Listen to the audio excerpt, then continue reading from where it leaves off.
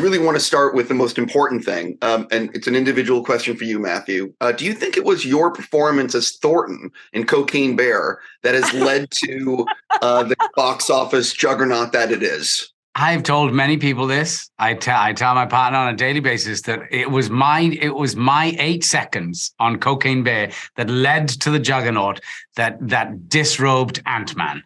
I really want to see Cocaine Bear. I'm pretty excited about it. You definitely should see Cocaine Bear. It is a blast, and see it with a very crowded theater.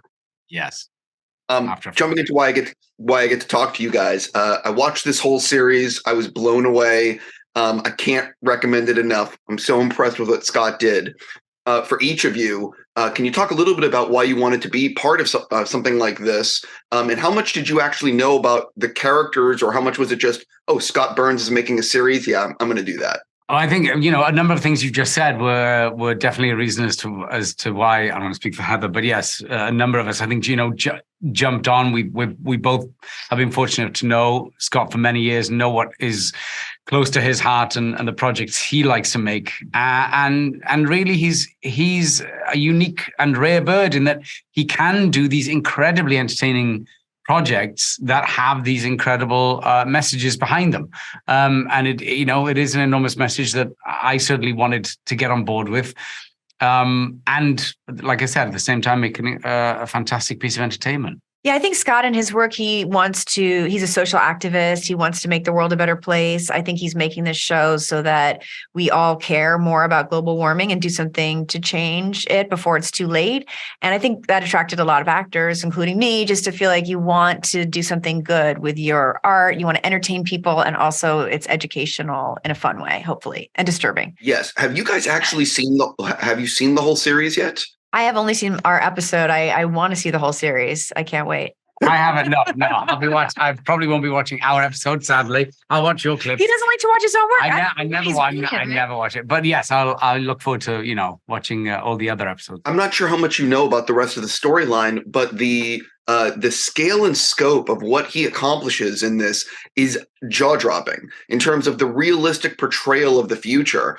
Can you sort of talk about like his writing, or the team's writing, because it wasn't just him, but what they're able to accomplish with this series? Yes, I think it was a shrewd piece of storytelling, in that if you take a timeline of that scale and scope, you have the opportunity to present to a large audience what it is we're all looking at, because as many scientific facts that we're hit over the head with, if it's not presented in a visceral or kind of personal human way, then sometimes it will never connect.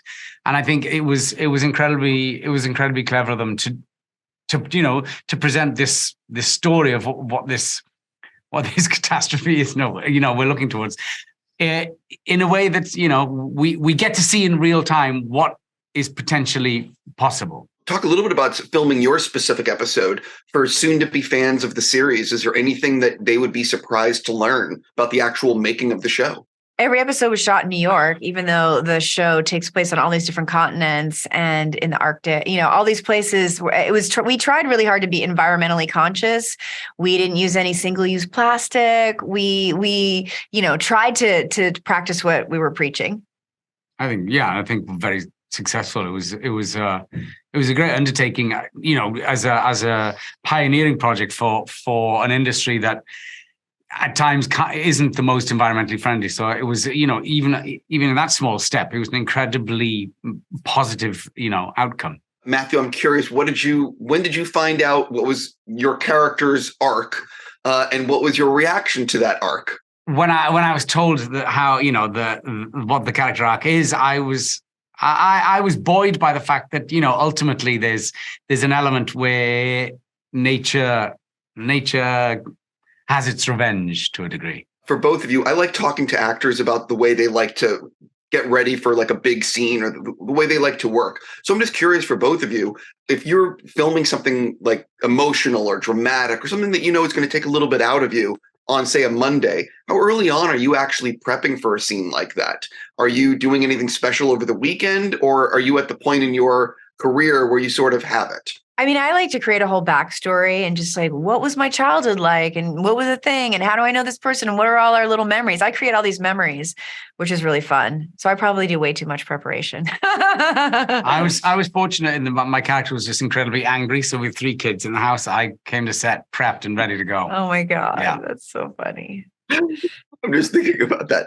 I definitely want to know, Matt, if you don't mind, I'm also looking forward to Perry Mason, a huge fan of that series. I wanted to know if you could tease anything about season 2. Oh God, that's a question. No, it has more twist than a packet of Twizzlers. It certainly, undid me on a number of times. And what I'm glad about is that it completely 180s from, I think, what you're expecting from the end of season 1 as to what happens in season 2. I think that it's very unexpected, which I was very happy about. Getting back into the show, one of the things that I think is so fascinating is how something like this hopefully will actually impact real world discussions on the climate. Because sometimes I think it's so hard to talk about in some of the future episodes, people are wearing oxygen masks and walking around with tanks. And it's just something that might actually be in our future. Can you sort of talk about how really good art like this can really hopefully lead to better conversations? Well, Scott, wrote Contagion, which I think a lot of us watched during the pandemic. And I think people were kind of blown away by the amount of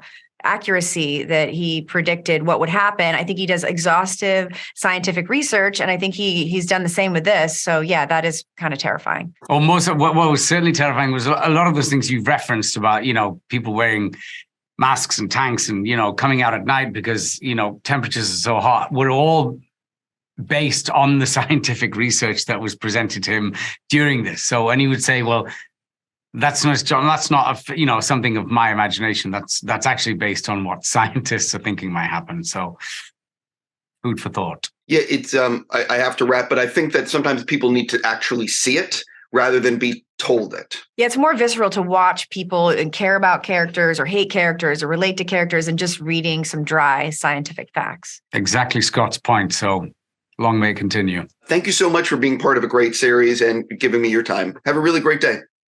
Thank you. Nice Mandalorian.